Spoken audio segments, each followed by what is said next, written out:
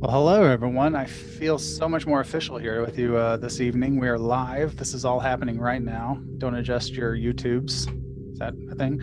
Anyway, welcome to the Emily Taylor Well, Center hello, for Women everyone. and I Gender feel so Equity much more official here with you and this the evening. We are University of live. This is all Kansas. happening right now. Don't adjust your Here, hang on. YouTubes. Live Yeah, thing. I was hearing myself on YouTube and it was driving me insane. But anyway, let me restart.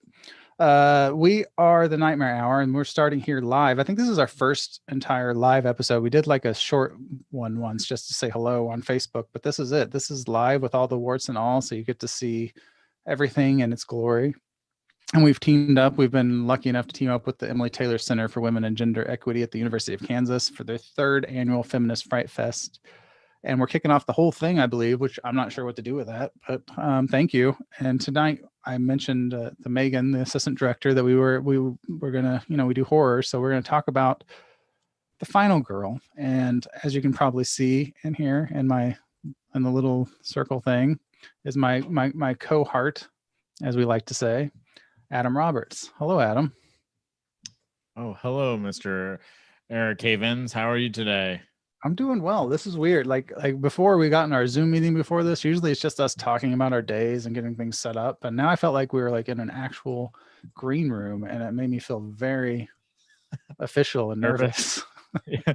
You were spinning around in your chair and shaking your leg quite a bit. Yeah, it was more than usual because I like to shake my leg with the best of them. But how do you feel? How do you feel being live? Yeah. Well, what do you on your chair and shaking your leg? And then I also got nervous watching you do that. So yeah, but I'm okay now. I feel okay. Okay. I like that you have your Goosebumps shirt on. That's a very nice touch. Somebody had to wear it. And it's mine. So thankfully I'm wearing it. Yeah, so this is you pretty much set up the podcast. I think we've been doing this for a couple months now. It was basically a quarantine podcast. Yeah, and it's been fun. And so you had a great idea for doing the tropes this month, as we talked about what we wanted to do for October. We knew we were going to do the Final Girls, and then you sold me on doing tropes. So this will be our third in the trope series, and probably maybe the most like popular of the themes in terms of the films we're going to talk about, right? Like, I think it is.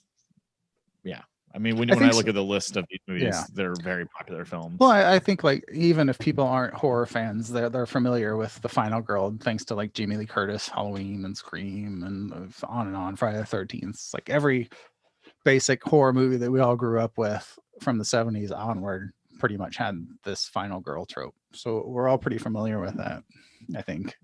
So I felt like, and it's pretty accurate to what we're talking with here, because horror deals with, as we've talked on this podcast, like so many social issues, and it's kind of a response to that, and it gets poo-pooed by so many people as a genre, but it was on the forefront, even some of the problematic elements to dealing with like social elements. And The Final Girl does deal with feminism, and it's evolved through the years. So it'll be interesting to talk to about with my cohort tonight.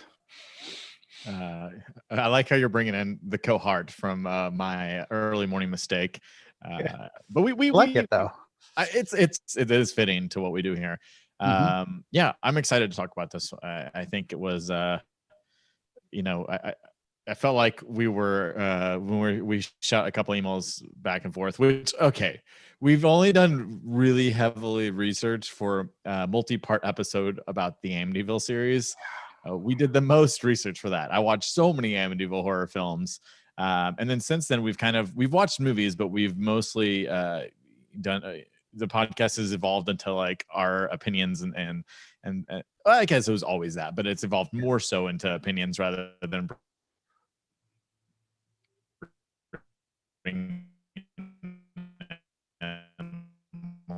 like heavy research. But we did do some research on this one because they are such popular films.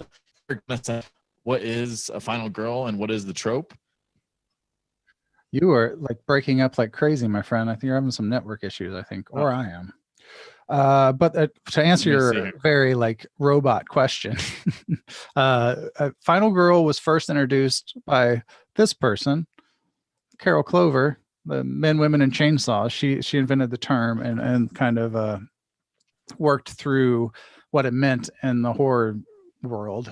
She originally, I think it was 1987, where she talked about what it was, and she kind of characterized it as the woman who encounters the mutilated bodies of her friends and perceives the full extent of the preceding horror and her own peril, who is chased, cornered, wounded.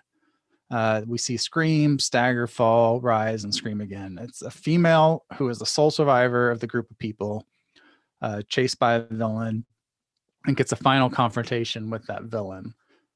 So you see, and sometimes she saves the day. Sometimes she still like a man comes in and saves her, like Dr. Loomis in Halloween, so on and so forth.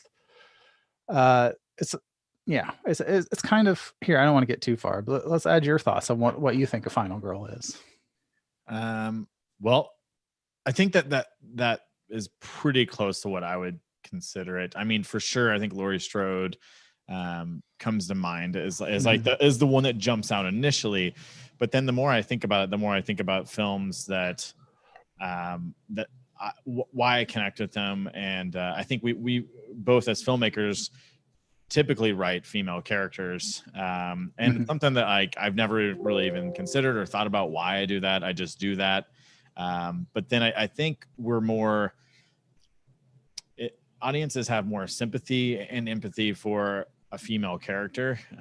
But then when you look through it, like a lot of the films we're going to talk about are written and directed by men. And I think when you look at what they're positioning, it's both like feminist as fuck and sexist as fuck. But you do have, what I think of is a sole survivor who overcomes obstacles that the other characters who cannot, for whatever reason, like whether it's something always gets in the way of those characters being able to survive the film. So whether that's like sex, drugs, and rock and roll, or their own like naive perception of what's happening, any of those things, the main woman we're talking about that becomes the final girl doesn't have those traits. She typically will be smarter than the rest. Like she'll run out the front door instead of going upstairs. She will, call the police. She'll talk about what's happening, things like that. But to me, I guess there's like when we talk about these tropes, like they all have sole survivors. I think some of them have a couple other characters, but the focus here is that one like female character. It is fascinating because I did bring up, well, there are some final boys, and I brought a couple of them up, but they a lot of those films that I brought up, well, and there's only a handful. Their traits are relatively similar. I think. Like I think, you think of, at least I do. The final girl, if you really look at all those characters, they aren't. While they are typically, attractive because they're all movie stars, they're dressed down to be not so like in your face or flamboyant with whatever they're doing, as opposed to all the characters around them. Yeah. Right? Well, that's part of the whole like the sexist as fuck as you're done. Like when they begin, like they're very like their femininity is taken away almost. Like any female sexuality is taken away because I think at the time when that started, that was seen as weakness. So you get like the Laurie Strodes who has everything buttoned up to here and doesn't like nervous around boys and doesn't do drugs, doesn't drink, like all these tropes that we see. Like I believe Laurie Strode smokes a little pot. Oh, you're right. But that's only at the behest of in her. front of the cop. Yes. Well, that's a dad. Yeah, you're right. But there is like that overarching thing is where it's almost like the Virgin Mary of horror. Like it's this like perfect sexist version of what a woman is. Like they create children, but without ever sullying themselves with any sexuality. So that's kind of in the early 60s and 70s when this first started getting introduced. That's kind of what they were. And when I was doing the research for this, I think like the origin of this are even further back, but they weren't given the power. Like you think of King Kong. Like she's the final girl. She survives, but she's also pretty much the MacGuffin. Like she's the danger. Like she has no real participation in any of this. Like she's just carried around by the big angry ape. So I think there's always been an obsession as filmmakers like with femininity and how it like works in with tragedy and trauma. But as we'll go through today, because we actually have notes and we did research since we're partnering with an academic institution here. But like you'll see the evolution of it. I do this rainbow thing a lot. Anyway, you'll see the trajectory of it where it is just like a passive MacGuffin to this weird vision of females and what it takes for them to be powerful. Like they have to have these attributes. And then we move into modern day where there's still final girls that you may not even think of as final girls, but they are more equitable and they actually have power. So that's kind of the trajectory of the final girl as I see it, like recently. Yeah, I also wonder if the idea of like putting somebody in peril, like when it comes to early storytelling, you mentioned King Kong, like putting a pretty lady in peril, like whether it's an ape or like something like Psycho, like you're putting somebody in a position of horror, and so you want to make the person, even Janet Leigh was like fun to watch and kind of likable, even though she was doing despicable things. Like she was still a personality and a persona that you didn't want to die. Yeah. And then when you look at like King Kong or even like, I guess Dracula wouldn't be a good one, but like even some of those Universal films, like the female characters in those, they're pretty much only served as a MacGuffin. So they're like, give you quick, like 2 scenes to like that person, and then the bad guy comes in. So I guess like maybe the final girl is just an evolution of like the simple idea. Although, because we get to like the 60s and 70s and just films change and the types of people that are in the films change, I think like trying to make the girl next door instead of the Hollywood starlet became what they were trying to do, I would guess, in the evolution. I think, this is all projection on my point, but I do think like you see the evolution of society and how women were interpreted, if that's the right term, but like because still at this time, what we're talking about now, like the 60s and 70s, 100%, I'm gonna like guess were male filmmakers, male writers, and that this was their reaction to like that movement of feminism. Like this was like voting rights was not that. I mean, it was still within their lifetime, probably a lot of them. So it's like women were still rising up in like the levels of equity and feminism. And I think a lot of what we get in the 70s was like the masculine attempt to empower like female characters. But by doing that, they took away all the like feminine sexuality, all the feminine traits, and they moved them into this like androgynous, almost masculinity. Like you talk about Final Boys, there's a lot of those too, where there's the boy that survives at the end. But again, it's the same thing. Like it's kind of like this, almost like when I think about it, like they almost fell into like describing what non-binary and like not just man and woman for genders. Like they've kind of like horror almost stumbled into that. Like they kind of came into this nebulous little they are right there in the Final Girl. Yeah. Well, and I think I guess we'll start exploring in some of these films that we're going to talk about the evolution of that Final Girl, and eventually I think throughout the 80s and 90s the Final Boy, and then what it is today, which is even I think the best evolution of it possibly. It's changed quite a bit. I guess if you were going to write in your head, when someone says Final Girl, what subgenre do you think of horror? I mean, almost traditionally, like almost exclusively slasher. Yeah. Like, it's always like masculine hulking figure chasing these people. Yeah. Which I mean, I think that's what we all think when we think that, but I think, well, as we were talking, you listed, I think 15 different films, and then I added on, I was like, how could you miss these? That's what he does. I added on like 10 other ones. Yeah. Then I'm like, these are incredible films. You can't forget these.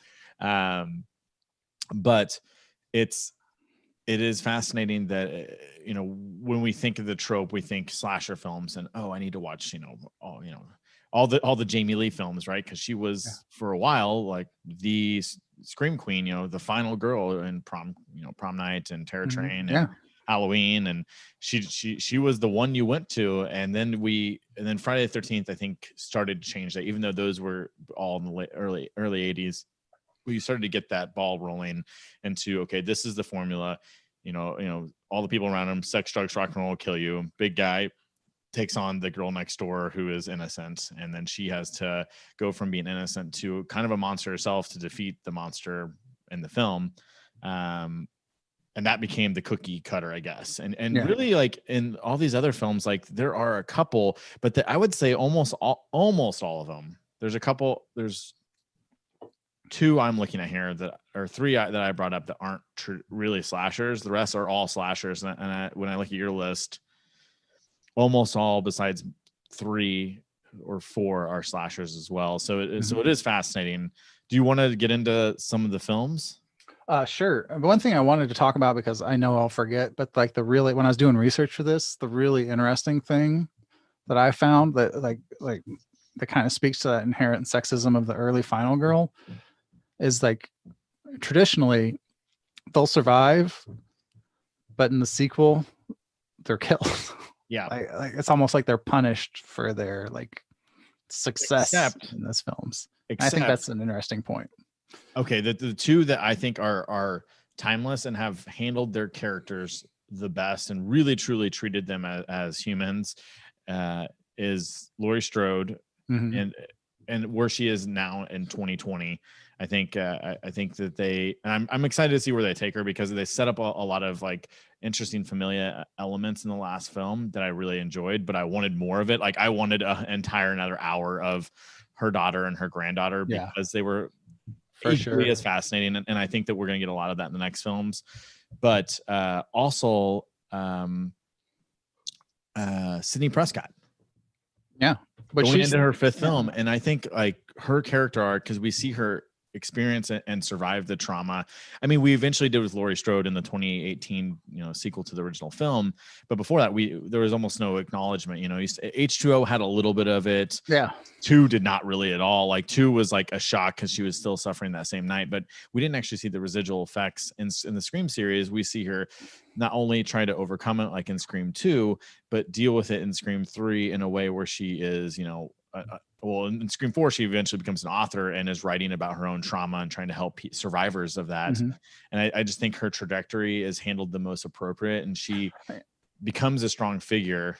It is cool because she is like the girl next door and her group of friends. Okay, we can talk about, I guess, you want to jump into those first? Well, that's what I just, now that you said that, I didn't really think about. Like we could do the whole podcast as Final Girl just with either of those characters, like Laurie Strode and her advancement, like from first iteration of Final Girl to last 2018 or 2019, whenever that last film was, like the growth of that character in feminism and the strength of that character. And like you could do a whole arc of what we're talking about here. Like I kind of separated the Final Girl into like the early classic versions and like the middle versions, which is like Sidney Prescott. But now that you say it, like by Scream 4, she's like a late level Final Girl.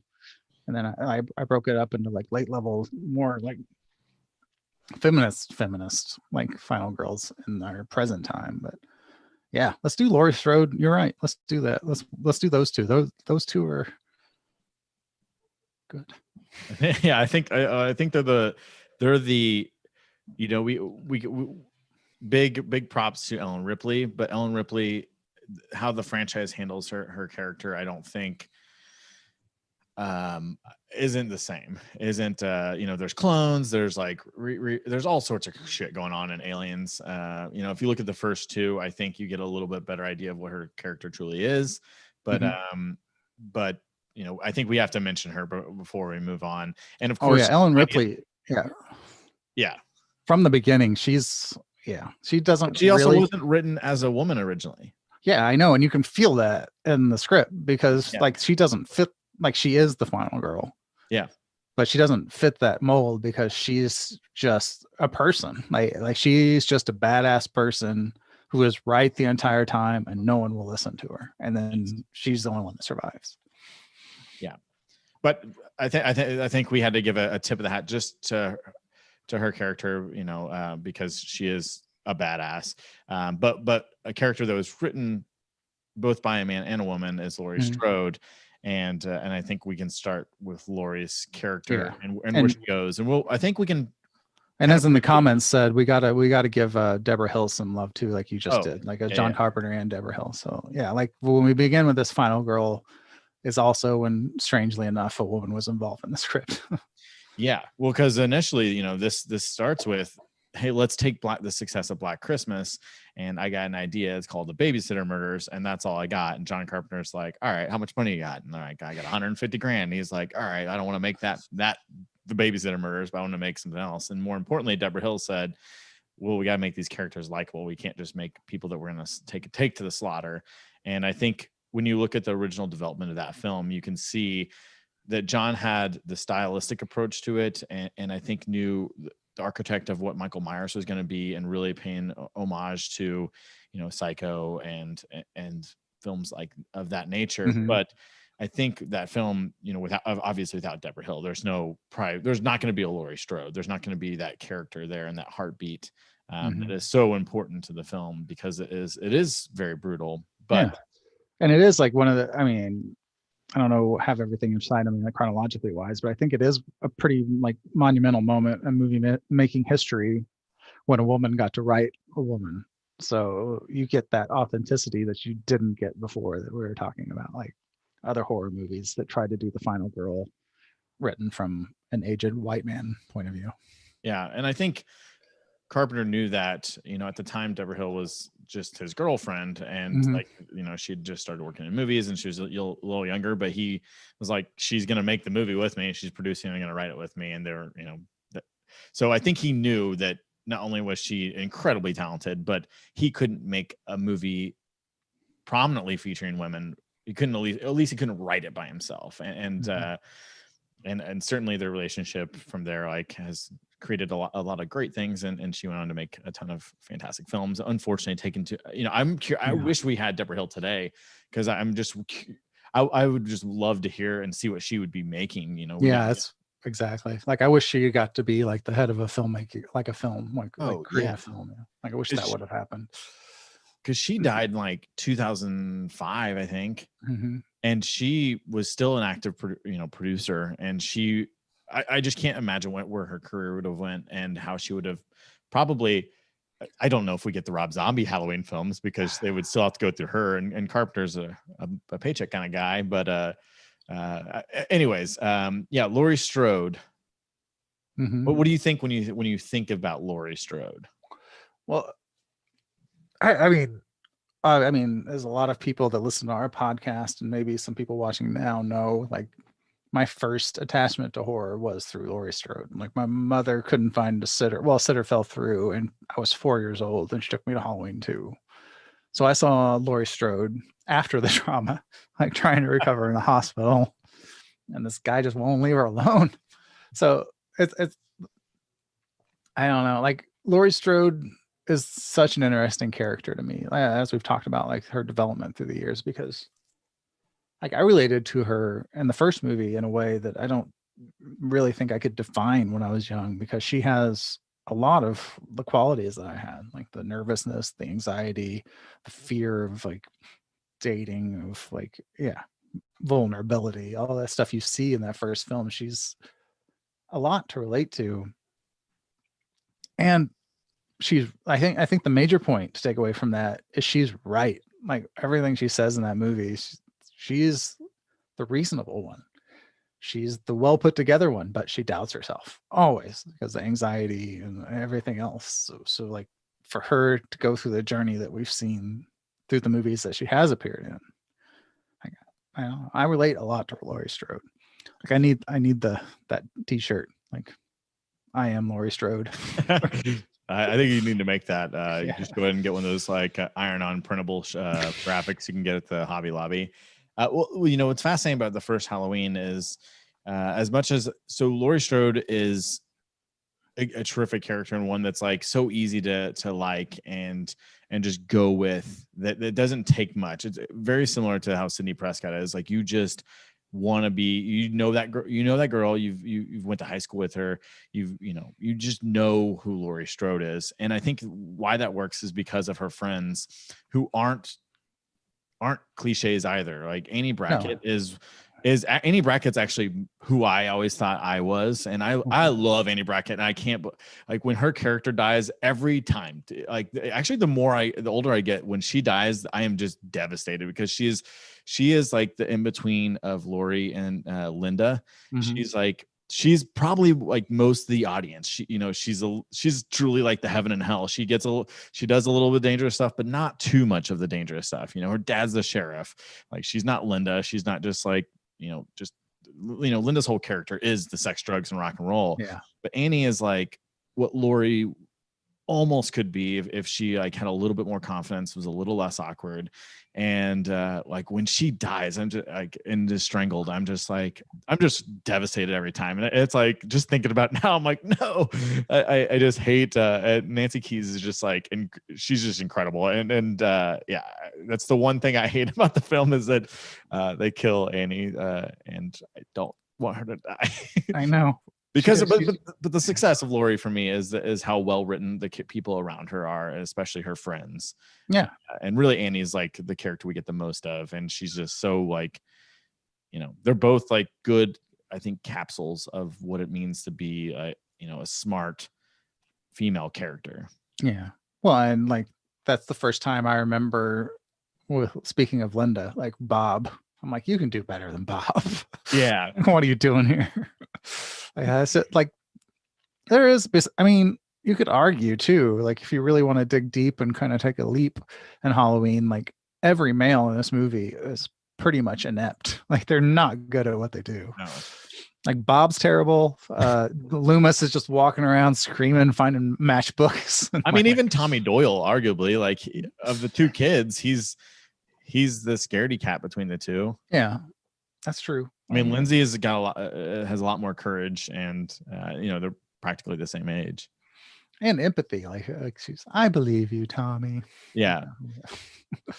But yeah, I do think that's where you have to start, because I think with Deborah Hill's involvement and John Carpenter's obvious, like during that period of master filmmaking of just like pumping out incredible films that said so many things. Like, I mean, we could do for another podcast just They Live in Capitalism and all that stuff, and just like, I mean, John Carpenter had a lot to say. Yeah, I mean, maybe we will. He absolutely had a lot to say. I mean, it is fascinating. We shouldn't get sidetracked too much with Carpenter, but it is fascinating just how unappreciated his films were in the 80s, and how impactful they are to the filmmakers that came out of the 80s, and how they continue to inspire today. Like, I would say he's probably he at least appears more revered on the filmmaker side of things than even Steven Spielberg today. Well, and I mean, again, we don't want to get too caught up on one filmmaker, but like even now when you hear him talk, like the lack of like pretensity and like airs that he has, he's just this person who wants to tell stories, and he listens. And it seems, I mean, I don't know the man, but it seems like he like brings people in who knows will strengthen his stories, and like that's pretty amazing. Yeah. So, like, we should have him on. Do we have his number? Can we call him real quick? Yeah, we'll just give him a ring real quick. Okay. So let's I guess quickly kind of like go through what happens to Laurie, the events of Halloween. We can skip 2, I think, and go to 18, because 2 doesn't offer a lot other than like 2 leans really, really like securely on 1. If 1 didn't exist, 2 would not be good. Like it is just like the next chapter. It's not even really its own film. It's just kind of like a fun little fan fiction next chapter. Yeah, and it's just so mean, right? And violent, and kind of it just feels so disrespectful for the first one. I don't know if I go that far. Like I think it leans enough. Like it's fun and it is mean. Like there's a lot of things that I don't like about it, but I think there's enough there that I still enjoy it. But you're right. Like it's not.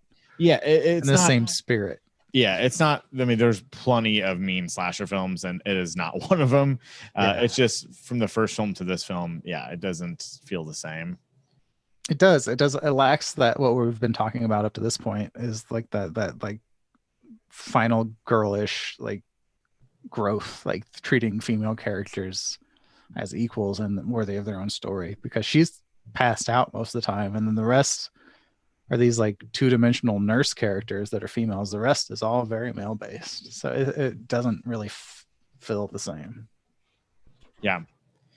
So where does the first film leave us in terms of Lori? You know, at the beginning of the film, Lori is it's a day after school. It's Halloween night. She's kind of happy-go-lucky. She's not running around trick-or-treating. She's not partying. She's gonna have her friend over, and she's babysitting. That's the extent of Laurie Strode's Halloween night. And of course, that's interrupted by a madman who breaks out of a psychiatric hospital and for no reason finds her and terrorizes her and the people and around friends. her.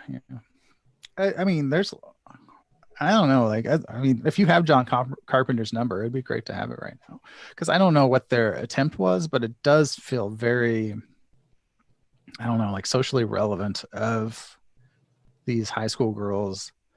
And from the beginning, when he's driving the station wagon and stopping, like the speed kills scene and all of that, like it seems like it captures a lot of like the masculine leering at females, and the like, I don't know, like that whole, I don't want to say, I don't know, perversion might be too strong of a word, but like this like dynamic between male and masculine and feminine. That's very like I don't think, like, you and I growing up, before we learned and listened to people and talked, like I don't think we really realized that dynamic and the difference between those experiences by default in very general terms. So I think this movie captured it in a way, and I'm not sure that it was intended, but it does. And that's, I think, what makes this movie, like, because it is a very simple, like, narratively nothing really happens. It's a guy stalking babysitters and killing them. That's the Yeah. whole movie. But there's like the subtext of like that, like the traditionally masculine and the traditionally feminine, and that power struggle is, I think, what makes this a classic. And I don't know if they intended that. I mean, I think I think the intention of this was always for John Carpenter to show how good of a director he was, and to get bigger films. So I'm guessing, you know, the curious thing for me is like, how much more did Deborah have to prove here on the producing and writing side of things? Because like Carpenter wanted to get the bigger budgeted films, and it was kind of, that's all this was ever. Like, you know, he did Elvis, and this was his next stepping stone to get to the next big film, and he, of course, he did that. But I'm curious how much thought he put into the film itself versus and the subtext they were actually creating here. Yeah. I mean, that's something that's interesting to think about. Like, who was the real, like, visionary here? Yeah. Like, who was the architect? That's a great word for it. But from here on, the film's kind of spiraled out of control. I mean, you have Laurie pop up a couple of times after this in 2 and H2O, but never quite as successful. And her character never really doesn't really even play the final girl tropes that well. I think when you get to, I think when you get to Halloween 2018, that's when we really get her character brought back, not only in terms of a well-written character, but a character that's in response to that first film and still is the final girl. Yeah. Like, she's still doing it, and she's grown just as like feminism and like sex quality has grown. Like, she is not the same person we left in part 1. No, and I think her response to how she's raised her child and how her child's raised her child is fascinating. I mean, that film really does. Yeah, and it's the same, like what I was saying, like that, like dynamic between the masculine and the feminine, and that trauma that she suffers at the hands of, like, that, for lack of a better term, like toxic masculinity. She's raised her daughter in that fear, like arguably too much. Like she's like taken away all joy out of her daughter's life in this defensive measure against that, and she's struggling with it. I mean, she's classic PTSD sufferer and defensive, and she will not be the victim again. And just seeing that character like that is very, like, I really enjoyed it. Well, and I didn't really think about it till right now, but that film really births Halloween 2018. Really does give us not only multiple final girls, but a family of final girls, which is pretty interesting. And I have to think that these filmmakers in 2020 know what they're doing with that, and I'm absolutely fascinated to see where they go in the next two films with the setup of three generations of final girls and women. Yeah. And I think it's fascinating to see where Laurie Strode got to today. And yeah, I even like, you know, you're still rooting for her, even though you know, like, she's just had the worst life ever since 1978. Like, her life's never been the same. And unfortunately, like, it's impacted multiple generations, but she also was right in her assumptions that the monster is still out there. Yeah. But I mean, yeah, now that we've kind of stumbled upon that, like, what that monster represents is pretty powerful and relatable for the way that our culture is. Yeah.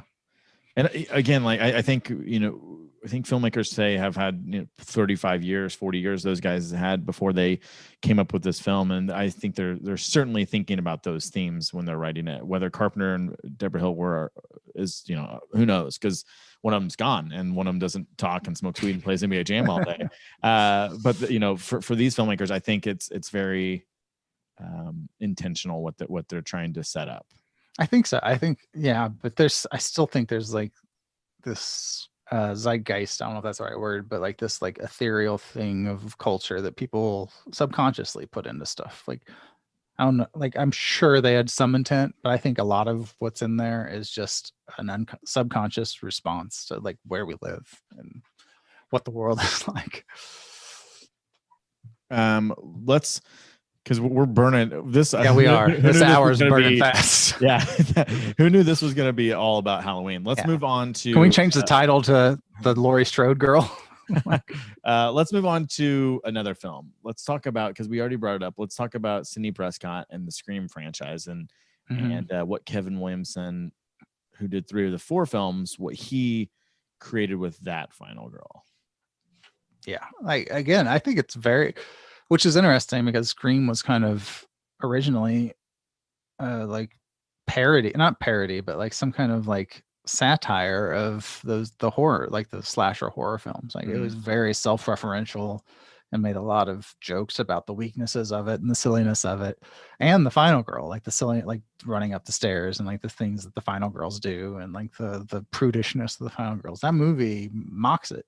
Like, so it's kind of strange to include it now, but I think it's important because there are 4 films and she does grow in much the way that like Laurie Strode does. Like, by the end of this film, like, Sidney Prescott is something way like different than she was in the first film in a very like interesting way. Like, she's developed coping mechanisms, she's developed defenses, she's developed a personality that it's understandable, but it's very interesting compared to what she was in high school in the first movie.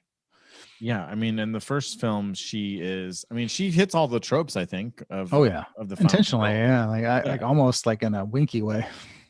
Yeah, I mean, we get the kind of vibe that maybe, Drew Barrymore's character was probably the you know, the hot shit friend in the group of theirs who's killed, and then now it's like, okay, well, now you have Sidney, and you have a couple friends, but they're impacted by this group. And so Sidney, and following her and her, she already starts with trauma. Like, her mom was murdered the year before, after she found out she also had an affair. And it's like, that's a whole lot for a 16-year-old or 17-year-old or whatever she is to take in. And then of course the killings start again. They kill a close friend of hers. And I think watching her go from, I mean, she's pretty broken in the first film, really, if you think about it. I mean, she is like, nobody, the sheriff's not believing her, like, who she's like, it's this guy. And of course she's absolutely right. She pinpoints the killer literally in the first 35 minutes of the movie, 40 minutes of the movie. She pins it on her boyfriend. And then because like he has an alibi, this is what the movie does so well, is because there's an alibi, the rest of the movie happens and more people die because they don't like think too hard or research too heavily. It's just, that's it. That's all it is. It's, oh, well, he had to be this place, so he couldn't have done it. And it's like, oh, well, it couldn't be two people, and it couldn't have like faked the alibi. And it shatters her like belief system and her trust and who she, even in herself. And that like kind of makes up the whole spectrum of that. Well, and you know, we talk about monsters in these movies. And a lot of these other movies have more supernatural monsters, but in Scream, it's not. It's humans, Mm-hmm. and it's always close people to them. It's you know, it's more like a real life killer, which is, you know, they say is likely you're going to be killed by somebody, you know, if you're going to be killed by somebody. Yeah, and you're right. Like it's amplified and like satirical as this is, it is based perhaps more in reality than a lot of the other horror movies that it's referencing. Including Psycho. I've always loved that reference. I don't think a lot of people get it. Like the Drew Barrymore, Janet Leigh, like false start. Like you get the star in at the beginning and they die. Yeah. Yeah, but and then her trajectory through the whole thing we kind of touched on earlier, but just how, you know, seeing her in college a couple years later, and she's just like the soul, you know, you think the survivors all stick together, but it shatters their friendships. And and at least in that second film, like they're I mean, Sydney doesn't want to see any of these people. Like she doesn't want anything to do with them. She's trying to move on. We all thought we moved on. And then of course it starts again. But what else you want to talk about? You got a big list here. I do, and I mean I think we've kind of like talked about the old version and what the Final Girl is. So maybe like since we're moving in on the hour, kind of talk about the newer movies and like how the Final Girls, and if the Final Boys you mentioned, if you want to talk about those, but just how it's advanced. Because I was thinking of movies within the last, I don't know, 10 years or so, like how different the Final Girl is now. Like she doesn't follow those same rules of like chastity, like being studious, like drug free, any of that. Like it's a person. It's moved more from that ideal. And I imagine for the time in the 60s and 70s, this radical idea of the female being the hero, and that was their attempt to like writing three-dimensional characters as we've seen, like more female writers and more like equality, still desperately unequal, don't get me wrong, but there has been more people that can write those characters involved in this arena. So I have, I don't know, what do you want to do? I have a list of what I saw as like the modern Final Girl. We could start with You're Next. Is that which one you want to start with? I mean, it's at the top of my list. That was the first one I thought of. Sure. Because that is like, she doesn't have any of those like Final Girl characteristics. Right. And on top of that, she is more qualified and more able to defend herself than anyone in the house. Like they picked the wrong person for this thing to go to go down. Yeah, I mean, so I think we can lump this film in with. I saw you had Ready or Not on there. They're very similar and what happens and who they're happening to. It just you know, they're a person, an outsider to family events that are coming into something crazy happening. Of course, Ready or Not's a little bit more supernatural vibe going on, but You're Next, it's you know, this event that just happens to be happening when she is there, and they don't know, you know, by bringing an outsider in, it is a wild card of what's going to happen here. Which I was a result. Both strong women, and they're both intelligent women, and like strong both mentally and physically. I mean, they're not the Laurie Strodes. They're not meant to be the girl next door. I don't think in either of these instances. They're both kind of you know, people that you wouldn't see either of those men with. No, and like I think Your Next kind of even takes a step further as it's playing on like sexist like prejudices. Like, okay, yeah, this little 90-pound girl can come along. What's she gonna do? And then we find out, oh, she has all this like military training and can destroy us all. Like I think it's playing against that idea pretty heavily. Yeah. Do you think when we, in regards to, I guess You're Next, So she is, well, both those films, well, Ready or Not keeps her a little bit more in the like center of attention. But You're Mhm. Next, we don't really realize that she's going to become the final girl until like really the third act. Yeah. But I think, in fairness, if you've seen these movies enough, you realize that she's the one that knows what she's doing. Like she's going to be the one that is going to make it through. Okay, so so those are more, and they're more on the survival sense, and I think Mhm. that they set up a character that's like has some real world training of some sorts. We don't need to know. Maybe they're just very athletic or whatever it Yeah. is, because in both those films they're doing crazy shit that assumes that they have some athleticism in their wheelhouse. Mhm. Do you want to bring the second one on your list up? Yes, that was actually the one I wanted to talk to next because I think this is the most interesting one and most representative, like the modern view of the final girl, and that is the witch, which you wouldn't think of necessarily when you think of the final Did you girl just do trope. which? Or is the double V, Vitch? Like they spell it with the No, double you V. said with the which.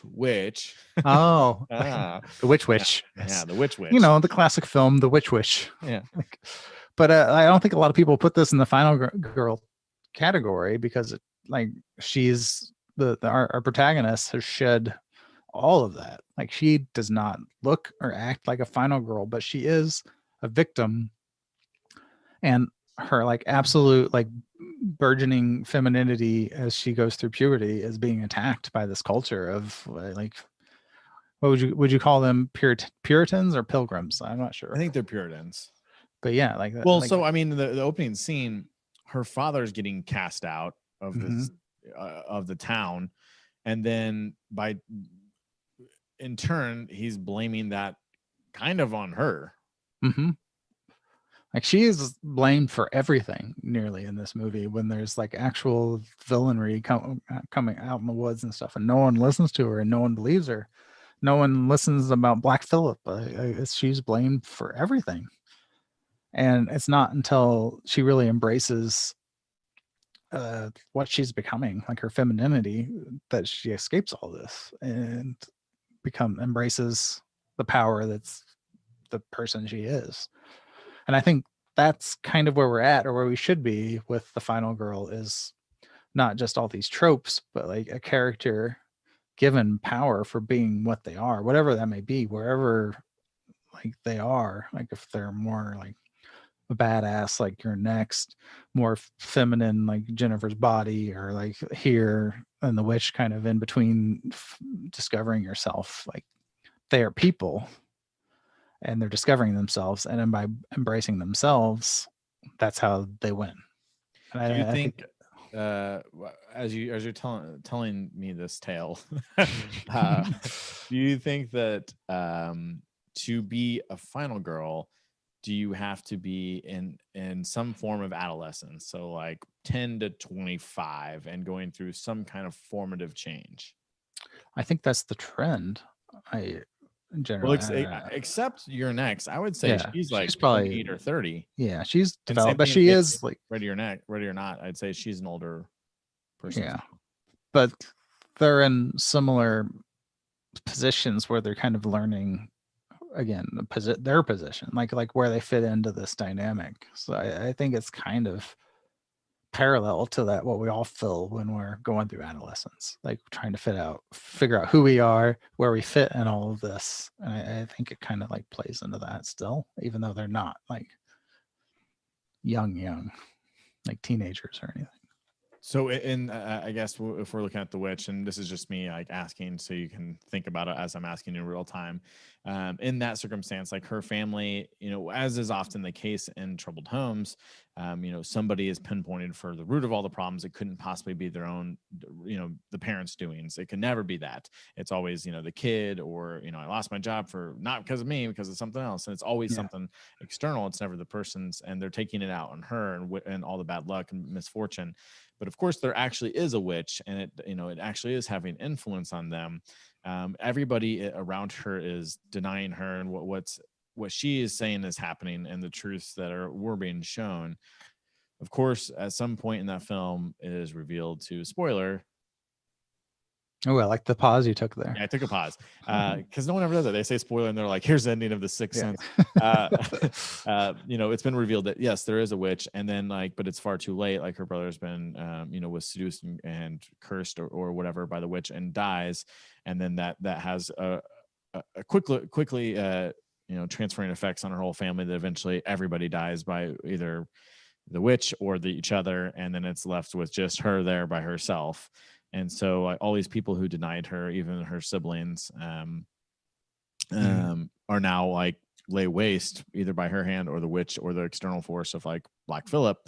And then she rides Black Phillip or walks with him. In the script, she wrote him, but in the movie, she walks into the forest with Black Phillip and finds her coven, her people, who she joins and flies up in the most death metal sequence I've ever experienced. How, as the final girl trope, is when the monster, because in that film, basically the monsters aren't necessarily even after her. They're trying to invite her in. No, And she that's does. true. She does Yeah. join them. Yeah. So does that fit? It does. Here, I have a quote, and I didn't paste the citing source, so I'll get that in our notes here because I don't want to steal from someone. But they're saying that character shares an important quality with the typical final girl. She is virginal as expected by her family and faith, marked by her stark white clothing. However, despite her piety, she is still accused of witchcraft by her family, while an actual witch is wreaking havoc from deep in the forest. She must endure her mother's verbal abuse as she ridicules her for her devilry, and she must watch her family die off one by one. When she is the last one standing and makes a deal with Satan, she says her white clothing and enters the forest to join the coven. She is able to experience freedom from her religion, her overbearing family, and she is finally in charge of her body. So I think that is surviving, like that whole, like the oppressive religion and family and stuff is her Michael Myers, for lack of a better like phrase here. But only so then her release is what they feared the most. So right? Yeah, which pretty it equates to like, I mean, what are witches? I mean, why were witches so feared? They're women with power, like from the beginning. For sure. So like yeah, by embracing her own femininity and her power, she's escaped this. So I think she's definitely a final girl. I agree. I wanted you to just talk it out a little bit more as I walked it through it. That movie also rules. I'm going to bring one because this is another unique one, I think. And as I look at the rest of the list, while some of these are great, I think this one, if we don't have enough time for the other ones, I think I want to chat about. This would be Mia Allen from the Evil Dead remake. Oh yeah.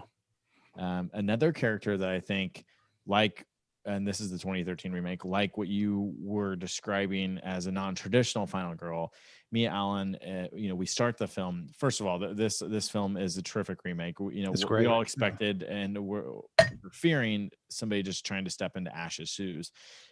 Instead, what they do is they use the cabin as an isolation technique, and that's it. And the isolation technique isn't a party, because it always is a party when you go out to the cabin in the woods. But in this instance, they're trying to help Mia and her brother. Yeah. You much like these other films we talked about, it's an ensemble cast until she becomes the lead character at the very end, and it's realized that the whole film is really Mia's movie, even if she's in the background a lot of it. It's all about her, and all these people have come together to take her out into the woods to help her go cold turkey and get her off of drugs. And this isn't the first time this has happened. She's a very troubled young woman for a number of reasons, and we get a little bit of her backstory and her trauma, and drugs are trying to help her with that. And of course, at the same time, somebody's unlocking the gates of hell, which because she's they do, troubled you just character, pick up a devil book and yeah. But because she's this troubled person who's at any cost wants to get out and wants to do her drugs, they don't believe her when she says there's something in the woods. Yeah. And they turn that horrifying, poorly dated 1981 Evil Dead scene where the tree rape happens into a powerful scene of her own belief and coming back to her group of friends and trying to save their lives. But it just becomes such a more impactful scene. And then from there on, they try to quarantine her, and that's about all they do. They lock her up, and they're locking her. It's fascinating because they have her best intentions while not listening to her at all, because I guess she's cried wolf so many times. But this woman eventually has to rise up after literally going through hell and coming back to defeat basically the demonic version of herself. Yeah. And which is powerful. get out of yeah. the woods alive in the morning. And it's just such a transformative experience. It's harrowing, much like I think the witches, and that you don't really think of Mia as your typical final girl. Certainly not in an Evil Dead movie. You wouldn't expect that to be the case. But in this one, it's from scene 1 to the very last scene. It's Mia's personal journey through hell and back, and the lives around her that are lost because of, I guess, her substance abuse and her mistakes and her trauma and her, all of her hardships.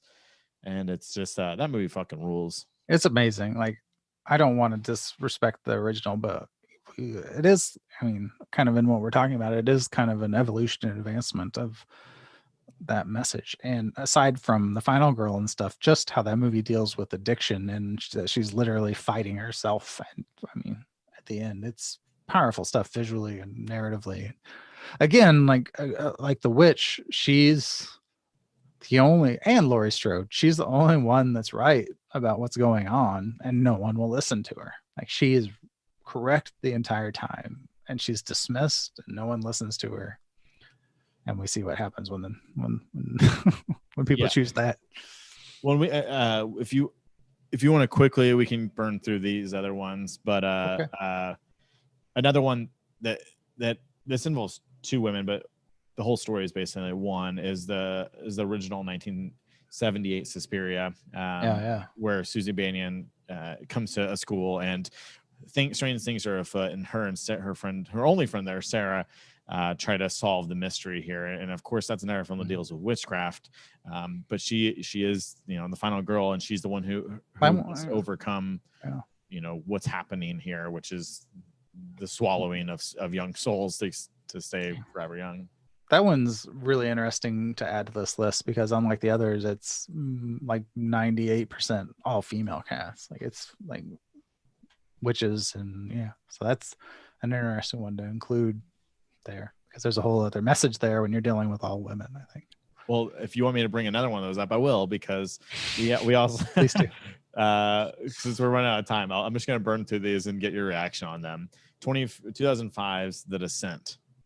Oh, that one. I love that movie, but it has, I almost feel like there's, I don't know. I have to think about that one, but I feel like there's some innate sexism there from the male point of view, because the entire conflict is like the husband's infidelity. Boys, and like there's the Bushdale test or whatever that is, that the movie doesn't really pass that. But there is a lot of like strong points and super strong female characters in that. So I don't know how to think about that one. But they also there's internal conflict within the group, and then there's the external conflict of the actual monsters hunting them. Yeah. I think it counts. It definitely counts. I just wanted. Might need a deeper discussion. Yeah. That's a whole episode, I think. We have Julie James, Jennifer Love Hewitt's character, and I Know What You Did Last Summer. Ooh, I haven't seen that one in so long. I don't think that one seems like it has a lot of depth. She is a final girl, but you're right. She's going to have the depth of some of these other ones. And what about Kirsty Cotton, the character in Hellraiser 1 and 2? Man, I haven't seen Hellraiser in a long time. Do you think?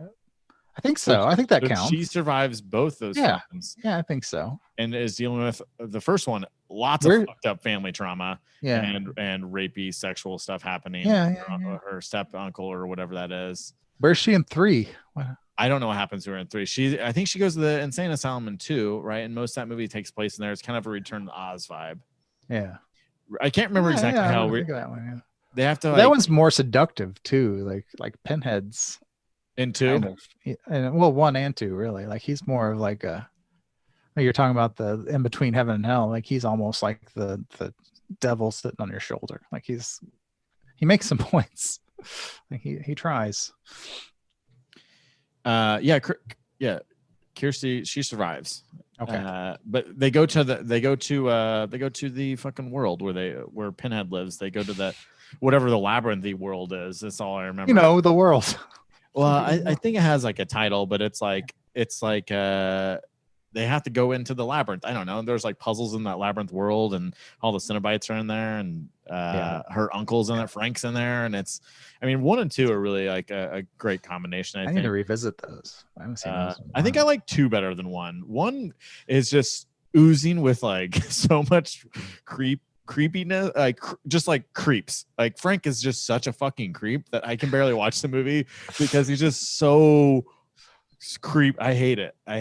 Like that face. I hate it. It's just too much for me. I don't know. The other ones are all pretty much ones we've touched about. Oh, we have to just at least say Nancy Thompson at some point. Oh yeah, like Nightmare on Elm Street's a classic. Yeah, I think we have to mention her name. But truthfully, I think you can't really go into as much of a deep dive on Nancy's character in terms of a final girl, as opposed because of the dream. There's so much. It's not so much about her. Yeah, and she follows so many of the tropes so closely that it's just like another example. There's nothing like extraneous there. I mean, maybe really in New Nightmare we could talk about her character, which is, but her character is not Nancy Thompson. Yeah. Yeah. But we have to mention her because, of course, she's one of the big ones. You know, Jenny Field in Friday the 13th, and she's killed in part 2 at the very beginning. Like, to that further point. Yeah. So there's plenty of these instances, but it is fascinating to see where the trope is going and how it is, you know, with things like The Witch. You had Midsummer on here, which would have been a whole 30-minute episode. But it just mentioned it here. Like if you think of Midsummer and how it relates to this innocent girl next door character, that's so much more than that now, and how it's evolved into such a 3-dimensional transformative experience. And like the exploration of like family trauma and how that affects a person. That movie is fantastic. Like if you really want to watch a really like sad double feature that you'll feel really weird afterwards, watch The Witch and then watch Midsummer. Yeah, good luck. Good. I mean, yeah, fully good luck. Yeah, the other ones on here I don't think fit. I mean they do, but like I think Samantha Hughes, she's the lead character in House of the Devil. Yeah, I love her character. I think that's my favorite Ty. No, Innkeepers might be my favorite Ty West, but I think in terms of a final girl, I think she works. We just don't get absolutely depth for her, and I think she's someone that she's like an early evolution. Like she's much more defined than I think a lot of some like Prom Night, for example, or even I Know What You Did Last Summer, Urban Legend. A lot of those other final girls, I think she's got a little bit more. But and Ty West was definitely going for that like 80s final girl aesthetic thing. Like he didn't give tons of evolution to her, but she is that everything you expect from a final girl, like evolution, strength, survival at the end. So did we do it? I think we did it. It looks like our time is up. There's a bell ringing. I know it won't stop. School's done. It's so loud. What I would like to do, I think we have enough here to do a part 2 because I did have a handful of notes that we didn't get to. So I think we might have to do a part 2 on the final girl trope because I did want to talk about how the trope works in relation to final boys and what that looks like and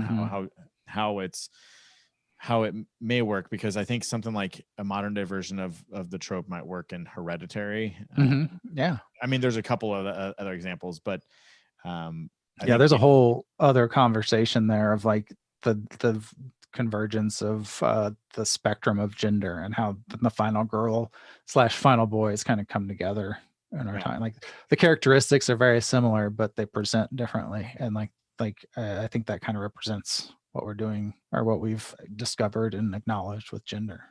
Well, and I think we're going to have to probably do a second part because maybe a third part.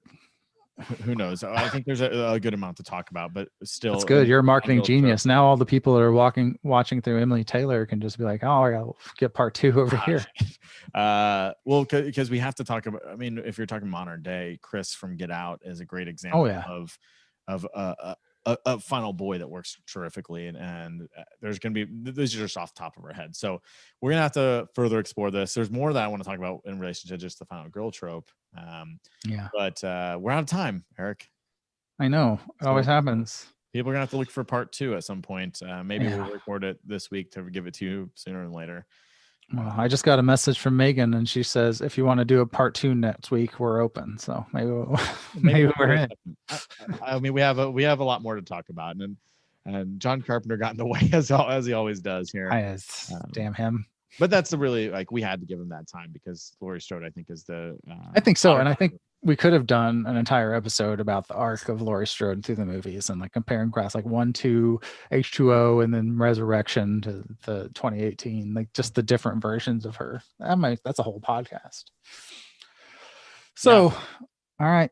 I think it's time for you to do your sign off, and we'll give a special thanks to Emily Taylor Center for Women and Gender Equity for having us and letting us take part in the Feminist Fright Fest. And as for our thing, that's Adam's deal. He's really good at it. I'll let him do that. Oh, you mean the thing where I say the nightmare may be over or the hour may be over? I did it again 2 weeks in a row. I got so excited. Yeah. You keep putting me on the spot. That's what it is, and I just don't think I can handle it. I'm so sorry. You started talking about H2O, and I just think of Josh Hartnett's hair. It's like Dawson's Creek with Michael Myers. That's what that movie is. Like he's got a haircut that like somebody literally put a bowl over it, and then like he put a little bit of gel in it, but he also went to sleep on it, so it's like flipped up in the back. It doesn't make any sense. Anyways, Google Josh Hartnett Halloween H2O hair. You'll get what I'm saying. But yes, Eric, the hour may be over, but the nightmare continues. Until next time. Yeah, this has been the Nightmare Hour podcast. Thanks for joining us. Thanks for having us. Yeah, this has been fun. We've never done it live, so hopefully you enjoyed it. Thanks for everyone who watched live, and this will be a normal podcast episode for anyone who missed it. So, and look for part 2 of the final girl trope coming sometime soon. Yeah, we'll do it. Promise.